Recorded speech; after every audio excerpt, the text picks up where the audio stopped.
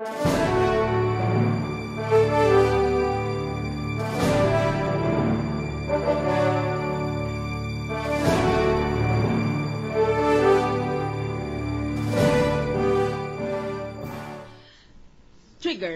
by the events happening before you. Were you a witness to all of these accusations that you make against the Chief Justice? No, Your Honor. You cannot even be a witness, and you are foisting yourself as a complainant before the public? What kind of good governance are you trying to promote?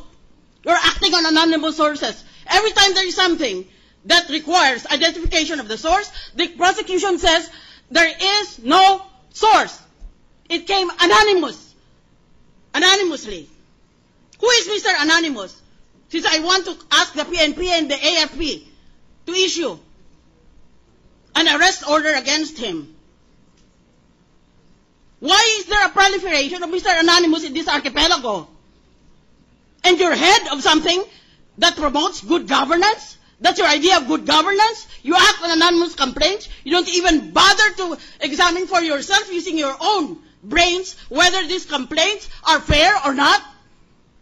Plus, in addition to that, you say that you are lead convener of Kaya Natin. Ilan ba kayo sa Kaya Natin? Ilan kayong kasapi? Yung members po namin, Your Honor, around mga 1,000 plus po. 1,000. Anong proof mo na mayroon kang 1,000 tao? Meron po kaming pinapa-fill up po na membership forms, Your Honor. Di pumunta sila, kusa sa iyo. Tapos sinasabi nila, gusto namin miyembro ng Kaya Natin. Yan ba ibig mong sabihin? Your Honor, meron po kaming caravan of good governance sa mga... Asus, ang dami mo termino. Meron kang champion. Yun pala ang champion ay kasapi nyo.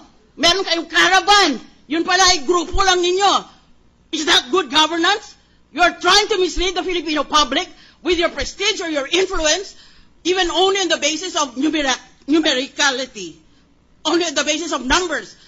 What is your proof that you have these many numbers? Yun po, yung aming mga nagsasign up po sa aming membership list. Saan? Saan ang pinirmahan nila? Meron po kaming binibigay na membership form at saka online din po, Your Honor. I will check. I will have my staff check whether you do have 1,000 because I doubt it very much. A person governed by ethics would not do the things that you have done, giving those alleged documentary evidence to the Senate President, when you should know full well, even as a layman, that no person is allowed to try and influence a judge in the course of the proceedings. Yet you brought with you a TV crew, and you say that you were surprised that they were there. You just happened to be there at a certain time, and the TV crew just happened to be there at the same time. My goodness, you're asking us to ignore the mathematics of probabilities. That is why I'm angry with you. Consider yourself admonished. Hindi mo nga nakita ang nangyari. Mag-file ka ngayon ng complaint on the basis of an anonymous complaint? Gusto mo kaya gagawin sa iyo yon? Do you want that to be done to you under the golden rule? Do unto others as you would have others do unto you? And you want us to take you seriously? Have these documents attached to your complaint: sons of C.J. Corona, TCTs, condominium certificates of title, deeds of absolute certificates authorizing registration, bank records with amounts of deposits. Where did you get these documents? Answer me as briefly as possible, please, because I'm under a time limit. The group of Risa Ontiveros downloaded it po. But you're one of the signatories yes, of the complaint. I looked at it as soon as it was downloaded from the internet, Your Honor. Ngayon, kinuha mo lang sa internet. What date was it downloaded from the internet?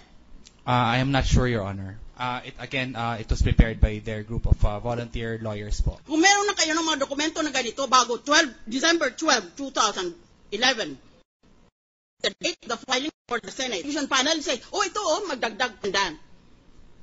So that you will not have to rely on these anonymous internet materials that can be posted from anywhere in the world and can be invented by any brain in the world, or even people with no brains. Sagutin mo. Me as a witness, Your Honor? Yes. I was not called by a witness by the prosecution, Your Honor. I was called by the defense. Ba't di ka nag-volunteer? Kung ganyan katindi ang galit mo sa defendant. Sa paniwala mo pala, ang laki-laki ng mga iskandalong ginagawa niya, ba't hindi ka nag-volunteer kung good government advocate ka? Because po yung mga complaints po na nilagay po namin dito came out na po nung impeachment trial. Yun po yung inattach po namin. Hindi, noon pa, bago ng impeachment, nang the House of Representatives decided to impeach the Chief Justice, why did you not come forward if you are such a civic spirit? May alam. Evidences po. Wala kang documentary asking to investigate that's a bell. May just ask for 1 minute, Mr. President. Yes. You filed a complaint with the Ombudsman na hindi mo alam? You have violated, do you know that you have violated these laws? Tunay na katotohanan dito ay gumagawa ka ng ganyan para may base, para mag-file ng second impeachment complaint kay Chief Justice. Kasi alam mo na this trial is already ongoing. Bakit ngayon ka lang lilitaw? Ba't di ka lumitaw noong December? Kaya you're actually using your organization, so-called, if it exists, so that you can lay the foundations and make the Senate party your backing. Ang tanongin sa iyo, bakit hindi mo itong mga dokumento na ito sa prosecution upang sila mismo ang magpresenta ng mga dokumento na yan dito sa hukuman na ito? Bakit doon sa opisina mo,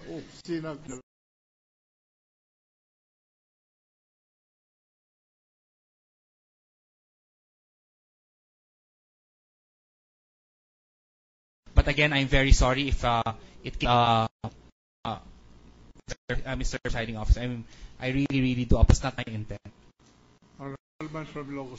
Just a quick follow-up on the discussion of Senator Miriam Santiago. We have had delivery via Little Lady. We have had what new and novel way do we have for the anonymous delivery to your office? Did it come by mail? Was it emailed to you? Was it delivered by hand? Just so that we can go inside the gate, and then andun po yung iba't ibang mga apartments, and then we rent one apartment as our office. Okay. And then doon po sa taas ng pintuan, papasok ng aming apartments, doon po nakalagay kung saan po yung mail namin, nandun po siya nakalagay. Meron siyang postage stamp or hand-delivered? Wala po. Nakalagay lang po sa pangalan ko. It was addressed to you, and it appeared in your offices, again, mysteriously and anonymously. Thank you, Mr. President. Thank you, Mr. Witt. Doon bang dumating yung mga dokumento na yan sa iyo, ay nakalagay na doon sa envelope na pinadala mo sa akin? Ano po, Mr. Presiding Officer? Yung mga dokumento na isinabmit mo doon sa opisina ko, nakalagay sa isang dark envelope. Yung ba ang i-deliver sa iyo yung mismong envelope na yon? Hindi po. Yung envelope po na nilagay po, nakalagay po yung pangalan ko doon sa envelope. Tapos medyo hindi na po kasi maganda yung envelope. So pinalitan ko po siya kasi po nilagay ko po siya doon sa red na folder para po ibigay po sa inyo. Nasaan na yung envelope na dating naglalaman ng mga dokumento na yan? Ay, naitapon ko na po, Mr. Presiding Officer. I'm sorry for that. Ano ba yun? A brown envelope po. Brown envelope. Opo. I didn't want to give that to you because nakakaya naman po, kaya po inilipat ko po. Sige. Binasa mo muna. Hindi ko po talaga binasa. Kinim ko lang po. Mr. Witness, Sago, that the data that you obtained, the evidence that the ombudsman came from the impeachment court.